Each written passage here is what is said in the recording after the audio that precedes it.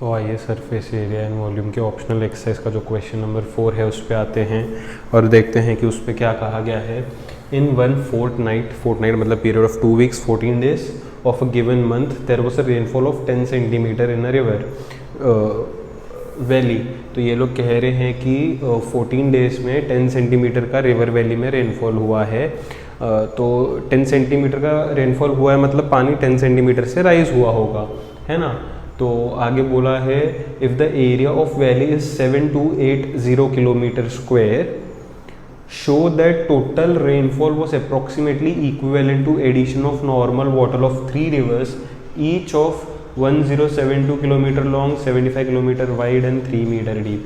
तो कह रहे हैं कि ये जो वैली का वॉल्यूम है पानी का बारिश का वो बराबर है 3 रिवर्स के वॉल्यूम के एडिशन के, है ना। क्या बोला है इन लोगों ने कि show that total rainfall in valley is approximately equal to, approximately मतलब एग्जैक्टली इक्वल नहीं होगा, है ना, equal to addition to normal water of 3 rivers each of this dimension. तो जो रेनफॉल है उसका वॉल्यूम 3 रिवर के वॉल्यूम के एडिशन के बराबर होना चाहिए, अप्रोक्सीमेटली बराबर होना चाहिए, मुझे बताना है ना। क्या बताना है, रेनफॉल का जो वॉल्यूम है और 3 रिवर्स का जो वॉल्यूम है वो अप्रोक्सीमेटली इक्वल है। अब यहाँ पे शो दैट बोला है मतलब दिखाना ही पड़ेगा, है ना। तो शो दैट बोला है इसलिए क्वेश्चन में थोड़ा सा करेक्शन है। टेक्स्ट बुक में यहाँ पे 97280 दिया है, वहाँ से 9 को हटाना पड़ेगा, थोड़ा सा करेक्शन है। अगर यहाँ पे होता check whether volumes are equal or not, तो यहाँ पे 9 होता तो हम लोग चेक करते कि बराबर है या नहीं है, लेकिन यहाँ पे बोला है बराबर दिखाओ, शो दैट मतलब बराबर दिखाओ, तो इसलिए क्वेश्चन में थोड़ा सा करेक्शन होगा, है ना। तो 7280 कर दो क्वेश्चन को, लेकिन एग्जाम में अगर 97280 आया तो फिर लास्ट में लिखना कि वॉल्यूम डजेंट मैच। लेकिन हमको क्योंकि यहाँ पे शो दैट बोला है और ऐसे इक्वल बताना ही है तो वहाँ से 9 को हटाना पड़ेगा, तो थोड़ा सा करेक्शन है क्वेश्चन में, वो कर लो, है ना। तो शुरू करते हैं फिर। अब सबसे पहले बोला है कि एरिया ऑफ वैली इज 7280। मान लो ये वैली है, एम्प्टी है, बारिश नहीं पड़ा है ना, फ्लैट वैली है ये, है ना। तो इसका एरिया जो है ये 7280 दिया है, तो ये लेंथ है, मानो ये ब्रेथ है, तो एरिया ऑफ वैली कैसे मिलेगा, लेंथ इनटू ब्रेथ मिलेगा। तो मैं लिखता हूँ एरिया किसका, वैली का, है ना, वो क्या होगा लेंथ इनटू ब्रेथ, जो कि कितना दे रखा है उन लोगों ने 7280 किलोमीटर स्क्वायर, है ना, इस तरीके से दे रखा है। आई होप ये तो समझा होगा सबको, आई होप ये तो समझा होगा। गिवन ही लिख रहा हूँ मैं, कुछ खास तो नहीं लिख रहा हूँ। कितना है एरिया 7280 किलोमीटर स्क्वायर, ये फ्लैट वैली का एरिया है। फिर बारिश हुआ है and then water rises by 10 centimetre, यहाँ पे लिखा है ना there was a rainfall of 10 centimetre, मतलब वाटर राइज हुआ है 10 सेंटीमीटर का। तो मैं लिखता हूँ राइज इन वाटर, जिसको हाइट कंसीडर करेंगे, जो कि है 10 सेंटीमीटर का। अब ये सेंटीमीटर का है, किलोमीटर का है, तो सेंटीमीटर से किलोमीटर में कन्वर्ट करेंगे। कैसे करेंगे, अच्छा सेंटीमीटर से मैं 100 से डिवाइड करूंगा तो मीटर में कन्वर्ट होगा, और 1000 से डिवाइड करूंगा तो किलोमीटर में कन्वर्ट होगा, बरोबर है ना। सेंटीमीटर से पहले मीटर में आएंगे, है ना, 100 से डिवाइड करके, फिर मीटर से किलोमीटर में जाएंगे 1000 से डिवाइड करके, तो ये किलोमीटर में गया। ये जीरो कैंसिल हो गया, तो आंसर कितना है 1/10,000 किलोमीटर। देखो 4 जीरोस है ना, तो 1/10,000 किलोमीटर। अब बारिश हुआ है, तो बारिश होने के बाद क्या हुआ कि यहाँ पे जो है 10 सेंटीमीटर से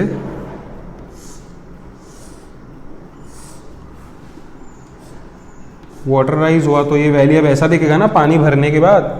पहले फ्लैट था, पानी भर गया है तो ऐसा दिखेगा क्यूबॉइड की तरह, तो ये राइज इन वाटर हो गया। अब मैं लिखता हूँ volume of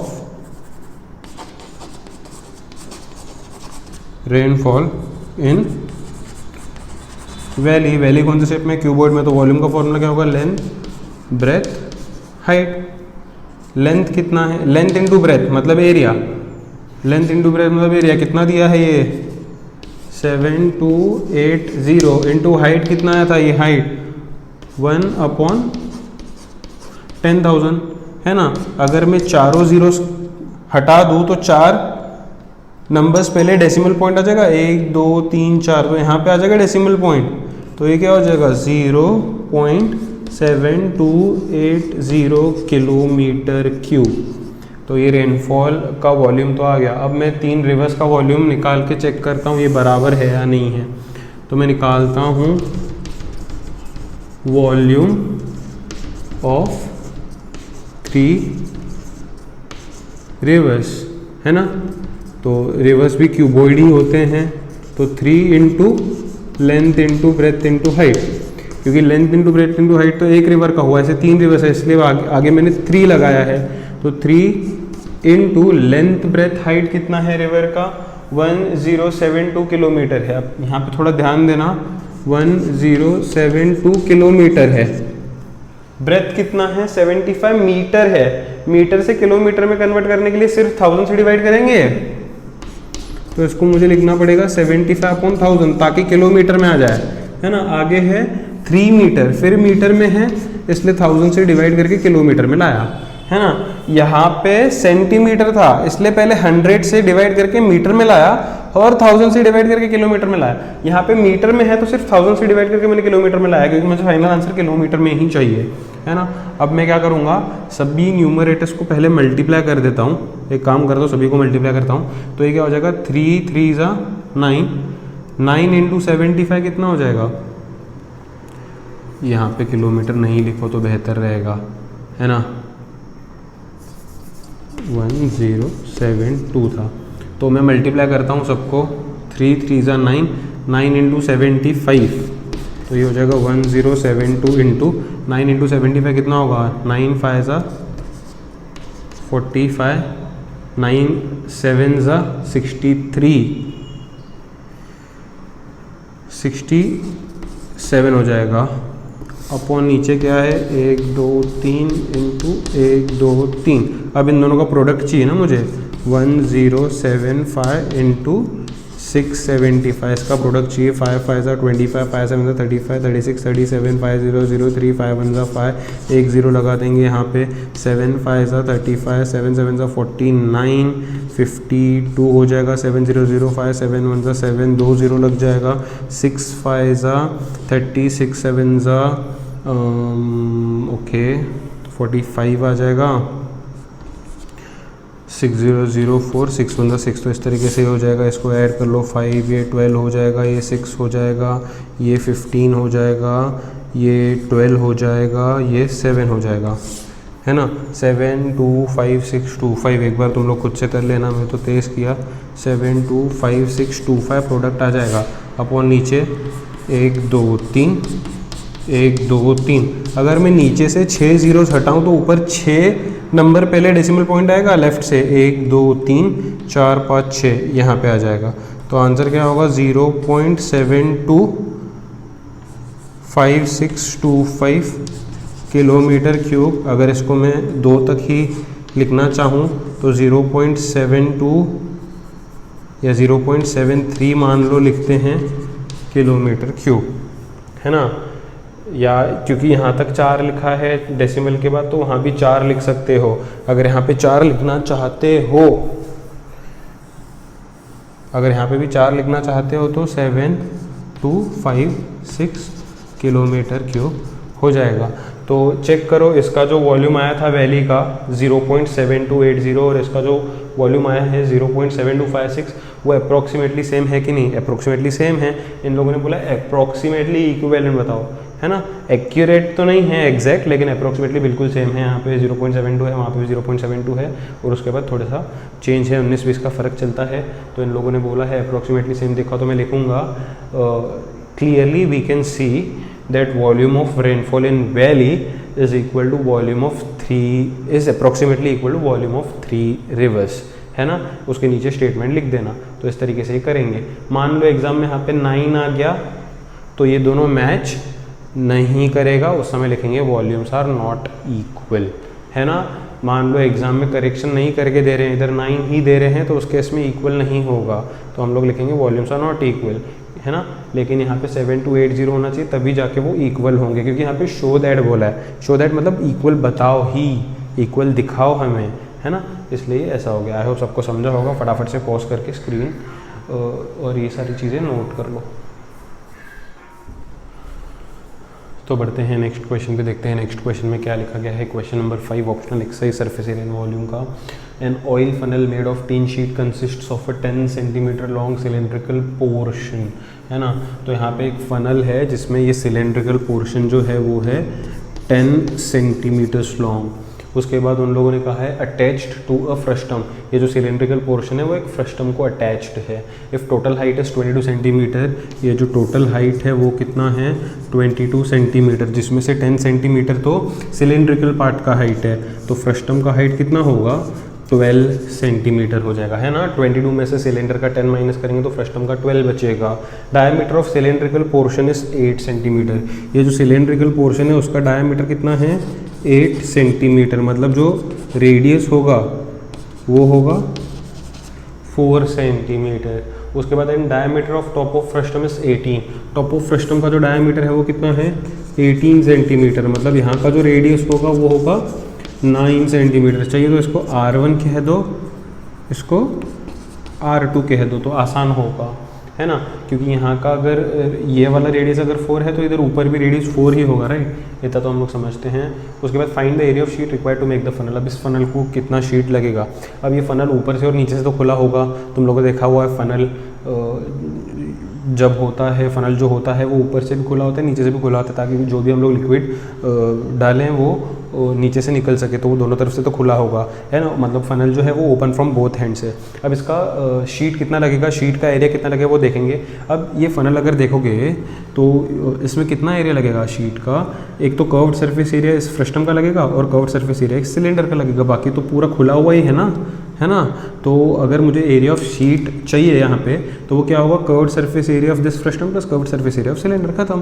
curved surface area frustum का चाहिए, सिलेंडर का चाहिए, ऐड कर दो, एरिया ऑफ शीट मिल जाएगा। एक्चुअली हम खुद से करना चाहिए, बहुत ही आसान क्वेश्चन है, सबसे ईजी क्वेश्चन है ऑप्शनल एक्सरसाइज का एक्चुअली क्वेश्चन नंबर 5, और उतना ही इंपॉर्टेंट है ये, है ना।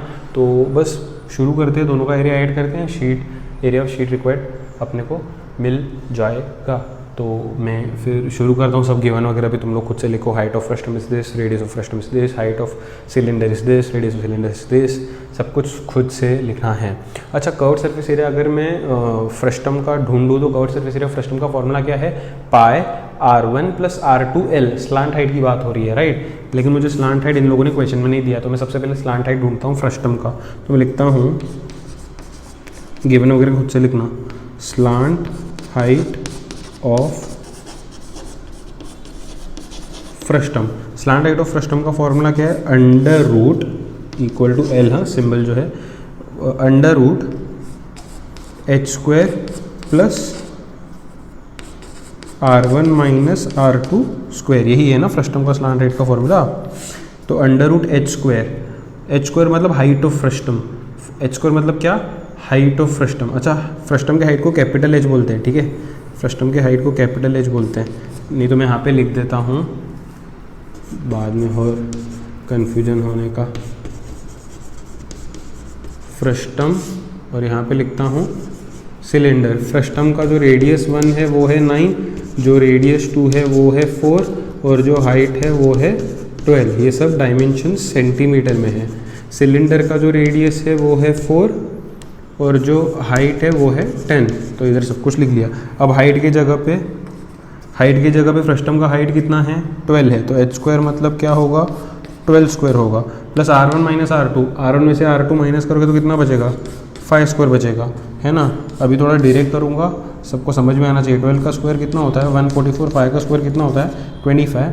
इसको यहाँ पे आगे सॉल्व करता हूँ, ऐड करेंगे तो 169 हो जाएगा, जिसका स्क्वायर रूट 13 सेंटीमीटर आता है। तो स्लांट हाइट तो मिल गया। अब मुझे क्या चाहिए, एरिया ऑफ शीट रिक्वायर्ड चाहिए ना। अब कैसे करेंगे, देखो, area of sheet required, area of sheet required क्या होगा, curved surface area of frustum plus curved surface area of cylinder ना। Curved surface area of frustum का फॉर्मूला क्या है, pi r1 plus r2l plus curved surface area of cylinder का formula क्या है, curved surface area of cylinder का formula है 2 पाई r h। तो हाल फिलहाल मैं पाई को वैसे ही रखता हूँ, r1 प्लस r2 मतलब दोनों रेडियस का एडिशन, r1 प्लस r2 कितना होता है 9 प्लस 4 13 होता है, स्लांट हाइट है l जो कि अभी भी मैंने ढूंढा था 13 है यहाँ पे, है ना 13 है, प्लस 2 वैसे रखता हूँ हाल फिलहाल, पाई वैसे रखता हूँ हाल फिलहाल, r और h रेडियस और हाइट किसका, सिलेंडर का, रेडियस 4 है हाइट 10 है, रेडियस 4 है हाइट 10 है। तो यहाँ पे 13 13 ज़ा 169 पाई हो जाएगा ना ये, प्लस ये क्या होगा 4 10 ज़ा 40 इंटू 2 80 पाई हो जाएगा। तो 169 प्लस 80 करोगे तो कितना हो जाएगा, देखो देखो यहाँ पे 169 और 80 ऐड करोगे तो कितना होगा, ये 9 वैसे रहेगा, 6 प्लस 8 14 हो जाएगा और ये 2 हो जाएगा, कितना हो जाता है, ओए होए 249 पाई हो जाता है। अब पाई का जो भी वैल्यू क्वेश्चन में दिया है, अगर 22/7 दिया तो वो इस्तेमाल कर दो, 3.14 दिया तो वो इस्तेमाल कर दो, है ना, खुद से कर लो ये कैलकुलेशन। 249 इंटू पाई के जगह पे मैं 3.14 लिख देता हूँ, इन दोनों को मल्टीप्लाई करके फाइनल आंसर मिल जाएगा। अगर 22/7 दिया है तो वो इस्तेमाल कर लेना खुद से, अब बोलना नहीं कि ये भैया उधर ये दिया था आपने ये लिया है ना, जो भी है वहाँ पे ले लो, मैंने क्वेश्चन में देखा नहीं कुछ मेंशन था या नहीं था, मैं डायरेक्टली 3.14 ले रहा हूँ। अब मल्टीप्लाई करेंगे तो 4 9 ज़ा कितना होता है 36, 16 प्लस 3 19, 4 2 ज़ा 8 प्लस 1 9 0 9 4 2 2 0 3 9 ज़ा 27 3 4 ज़ा 12 13 14 3 2 ज़ा 6 7, तो ये हो जाएगा 6, ये हो जाएगा 8, ये 14 प्लस 7 ये हो जाएगा 21, ये 6 प्लस 2 हो जाएगा 8 और ये हो जाएगा 7। तो क्या आ जाएगा आंसर 781.86, क्या है ये एरिया है इसका सेंटीमीटर स्क्वायर, तो अप्रोक्सीमेटली इतना आएगा। 22/7 अगर पाई के जगह पे लोगे तो पहले 249 इंटू 22 करना पड़ेगा and then we have to divide by 7, जो कि अप्रोक्सीमेटली कुछ इतना ही आ जाता है ना। तो इस तरीके से बहुत ही आसान सम था, जहाँ पे मुझे ढूंढना था एरिया ऑफ शीट रिक्वायर्ड, तो कितना शीट लगेगा इसमें, curved surface area of frustum plus curved surface area of cylinder, जो कि बहुत बहुत बहुत ज़्यादा आसान है ना। फटाफट से स्क्रीन पॉज करके नोट कर लो। अब इसमें बचे हैं बाकी के 2 क्वेश्चंस ऑप्शनल एक्सरसाइज के 6th और 7th, जो कि ट्राइंगल्स चैप्टर पे बेस्ड हैं। वहाँ पे कुछ डेरिवेशंस हैं उन दोनों क्वेश्चंस में, जो कि ट्राइंगल्स जो है 10th स्टैंडर्ड का है ना, उसके कुछ प्रॉपर्टीज़ पे बेस्ड है, सिमिलैरिटी पे बेस्ड है। तो वो दोनों क्वेश्चंस हम लोग बाद में डिस्कस करेंगे जैसे अपना ट्राइंगल्स चैप्टर हो जाएगा, है ना।